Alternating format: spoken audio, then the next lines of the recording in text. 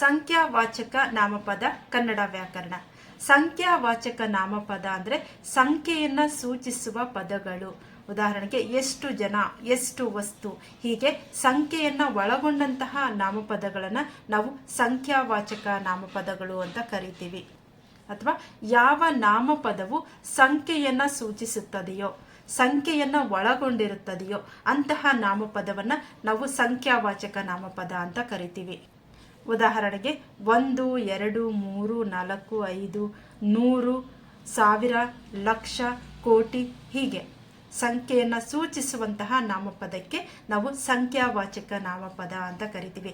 ಅಥವಾ ಸಂಖ್ಯೆಯಿಂದ ಕೂಡಿದಂತಹ ನಾಮಪದಗಳನ್ನು ನಾವು ಸಂಖ್ಯಾವಾಚಕ ನಾಮಪದ ಅಂತ ಕರಿತೀವಿ. ವಾಕ್ಯಗಳಲ್ಲಿ ನನ್ನ ಬಳಿ 5 ಪುಸ್ತಕ ಇದೆ, ನಾವು 5 ಜನ ಇದ್ದೇವೆ, ಹಾಗೆಯೇ ನನ್ನ ಬಳಿ 100 ರೂಪಾಯಿ ಇದೆ, ನನ್ನ ಬಳಿ 1 ಲಕ್ಷ ಇದೆ, ನನ್ನ ಬಳಿ 1 ಕೋಟಿ ಇದೆ. ಹೀಗೆ ಅಂಕಿಗಳನ್ನು ಒಳಗೊಂಡಂತಹ ನಾಮಪದಗಳನ್ನು ನಾವು ಸಂಖ್ಯಾವಾಚಕ ನಾಮಪದ ಅಂತ ಕರಿತೀವಿ. ಕನ್ನಡ ವ್ಯಾಕರಣ ಸಂಖ್ಯೆಯ ವಾಚಕ. ಸಂಖ್ಯೆಯ ವಾಚಕ ನಾಮಪದ ಅಂದ್ರೆ ಏನು? ಈ ಸಂಖ್ಯೆಯ ವಾಚಕ ನಾಮಪದ ಅಂದ್ರೆ ಸಂಖ್ಯೆಯನ್ನ ಎಷ್ಟನೆಯದು ಎಂದು ಸ್ಪಷ್ಟವಾಗಿ ಸೂಚಿಸುವಂತಹ ನಾಮಪದವನ್ನ ನಾವು ಸಂಖ್ಯೆಯ ವಾಚಕ ನಾಮಪದ ಅಂತ ಹೇಳ್ತೀವಿ. ನೋಡಿ, ಸಂಖ್ಯೆಯ ವಾಚಕ ಅಂದ್ರೆ ಏನು? ಸಂಖ್ಯೆಯನ್ನ ಸ್ಪಷ್ಟವಾಗಿ ಸೂಚಿಸುವಂತಹ ನಾಮಪದವನ್ನ ನಾವು ಸಂಖ್ಯೆಯ ವಾಚಕ ನಾಮಪದ ಅಂತ ಕರಿತೀವಿ. ಸ್ಪಷ್ಟವಾಗಿ ನಮ್ಗೆ ಎಷ್ಟನೆಯದು ಅನ್ನೋದು ನಮ್ಗೆ ಹೇಳ್ತಾ ಇರುತ್ತೆ. ಉದಾಹರಣೆ ವಾಕ್ಯಗಳು ಅಂದ್ರೆ, ನಾನು ಓಟದಲ್ಲಿ ಮೊದಲನೆಯ ಸ್ಥಾನ ಪಡೆದೆ. ಇಲ್ಲಿ ಮೊದಲನೆಯ ಅನ್ನುವಂತಹದ್ದು ಸಂಖ್ಯೆಯ ವಾಚಕ ಆಗುತ್ತೆ.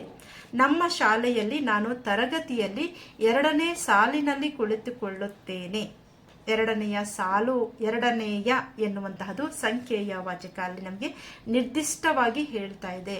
ಆದ್ದರಿಂದ ಇದು ಸಂಖ್ಯೆಯ ವಾಚಕ ಆಗಿದೆ. ನನ್ನ ತಂದೆಗೆ ನಾವು 3 ಮಕ್ಕಳು. ಮುಂದಿನ ಉದಾಹರಣೆ, ನನ್ನ ತಂದೆಗೆ ನಾವು 3 ಮಕ್ಕಳು.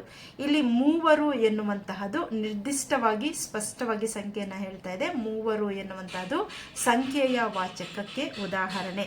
ನೆಕ್ಸ್ಟ್, ನಾನು ಸಾಲಿನಲ್ಲಿ 4ನೇಯವನು. ನಾನು ಸಾಲಿನಲ್ಲಿ 4ನೇಯವನು ಅನ್ನೋ 4ನೇಯ ಎನ್ನುವಂತಹದ್ದು ಸಂಖ್ಯೆಯ ವಾಚಕ ಆಗುತ್ತೆ.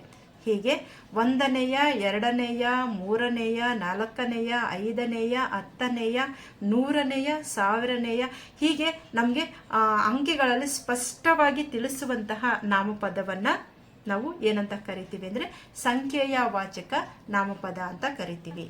ಕನ್ನಡ ವ್ಯಾಕರಣ ಭಾವನಾಮ. ಭಾವನಾಮ ಎನ್ನುವಂತಹದ್ದು ನಾಮಪದದ ಒಂದು ಪ್ರಕಾರ. ಈ ಭಾವನಾಮಕ್ಕೆ ನಾವು ಅಬ್ಸ್ಟ್ರಾಕ್ಟ್ ನೌನ್ ಅಂತ ಹೇಳ್ತೀವಿ ಇಂಗ್ಲಿಷಲ್ಲಿ. ಅದಕ್ಕೆ ಡೆಫಿನೇಷನ್ ಅಂತ ಹೇಳಿದಾಗ, things you cannot see, you cannot hear, you cannot touch, you cannot taste or smell. These nouns represents emotions, qualities, ideas, states of being or events. Abstract noun ಅಂದ್ರೆ ಇದನ್ನೇ ನಾವು ಕನ್ನಡದಲ್ಲಿ ಏನಂತೀವಿ ಅಂದ್ರೆ, ಇವುಗಳನ್ನ ನಾವು ಕಣ್ಣಿಂದ ನೋಡೋದಕ್ಕೆ ಸಾಧ್ಯ ಇಲ್ಲ, ಕೈಯಿಂದ ಮುಟ್ಟೋದಕ್ಕೆ ಕೂಡ ಸಾಧ್ಯ ಇಲ್ಲ, ಕೇವಲ ಭಾವನೆಯಿಂದ ಅನುಭವಿಸಲು ಸಾಧ್ಯ. ಅಂತಹ ಪದಗಳನ್ನ ನಾವು ಭಾವನಾಮ ಅಂತ ಹೇಳ್ತೀವಿ. ಒಂದು ವಸ್ತುವಿನ ಗುಣ, ಸ್ಥಿತಿ, ಕ್ರಿಯೆ ಅಥವಾ ಭಾವನೆಯನ್ನ ಸೂಚಿಸುವಂತಹ ನಾಮಪದವನ್ನ ನೋಡಿ. ಒಂದು ವಸ್ತುವಿನ ಗುಣ, ಕ್ರಿಯೆ, ಸ್ಥಿತಿ ಹಾಗೂ ಭಾವನೆಯನ್ನು ಸೂಚಿಸುವಂತಹ ಪದಗಳನ್ನು ನಾವು ಭಾವನಾಮ ಅಂತ ಕರಿತೀವಿ. ಈ ನಾಮಪದವನ್ನು ನಾವು ಇಂಗ್ಲಿಷಲ್ಲಿ ಏನಂತ ಕರಿತೀವಿ? ಅಬ್ಸ್ಟ್ರಾಕ್ಟ್ ನೌನ್ ಅಂತ ಹೇಳಿ.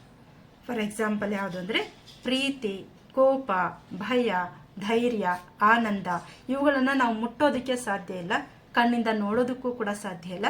ಅದನ್ನ ನಾವು ಅನುಭವಿಸಿ ನಮ್ಮ ಫೀಲಿಂಗ್ಸ್ ಅನ್ನ ಹೇಳುವಂತಹದ್ದು. ಇಂತಹ ಪದಗಳನ್ನ ನಾವು ಏನಂತ ಕರಿತೀವಿ ಅಂದ್ರೆ ಭಾವನಾಮ ಅಂತ ಹೇಳ್ತೀವಿ. ಇಂಗ್ಲಿಷಲ್ಲಿ ಅಬ್ಸ್ಟ್ರಾಕ್ಟ್ ನೌನ್ ಅಂತ ಹೇಳ್ತೀವಿ. ಉದಾಹರಣೆಗೆ, ಅಮ್ಮನ ಪ್ರೀತಿ ಅಮೂಲ್ಯ. ಇಲ್ಲಿ ಅಮ್ಮನ ಪ್ರೀತಿಯನ್ನು ನಾವು ಕಣ್ಣಿಂದ ನೋಡೋದಕ್ಕೆ ಸಾಧ್ಯ ಇಲ್ಲ, ಕೈಯಿಂದ ಮುಟ್ಟೋದಕ್ಕೆ ಸಾಧ್ಯ ಇಲ್ಲ. ಅದನ್ನ ನಮ್ಮ ಭಾವನೆಯಲ್ಲಿ ವ್ಯಕ್ತಪಡಿಸ್ತೀವಿ.